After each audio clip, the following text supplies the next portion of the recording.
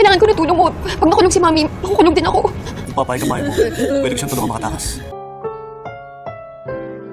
Ang susunod na programa ay rated PG. Ito ay nangangailangan ng patnubay at gabay ng magulang para sa mga batang manunood.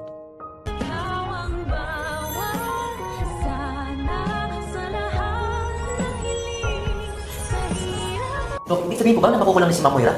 Yes, and it's only a matter of So si Moira nga lang talaga ang kayang ilaglag nitong si Dax sa mga pulis at hindi itong si Zoe dahil nga may pagtingin pa rin siya dito sa dalaga. Kaya naman itong si Zoe ay gagawin na lang lahat ng kanyang makakaya upang matulungan ang kanyang ina na ngayon nga ay nadidiin sa kasong kidnapping. Kumpirmado na rin kasi na si Moira talaga ang kausap ng mga tauhan niya nang makumpirma nga ni Robert na nagmatch sa kanyang telepono ang number na binigay ng mga pulis. Kaya naman nga itong si Moira ay iumpisahan na ang pagdidispatcha ng mga ebidensya maaaring gamitin ng mga pulis at nila Robert at Giselle laban sa kanya. At kabilang na nga dito ang isang bag ng perang kanyang kinurakot kahit nga mabigat sa kanyang damdamin na idispatcha ang pera at hindi niya ito magamit sa kanyang pansariling pakinabang, ay kailangan itong gawin lalo na't unti-unti na nga siya naubusan ng mga pwedeng palusot na idahilan sa mga pulis para pagmukhain pa rin na kanyang sarili na inosente at wala talagang kinalaman sa kidnapping kay Lolo Pepe. At dahil hinihintay na nga lang ang arrest warrant na galing sa Korte Suprema para maaresto itong si Moira,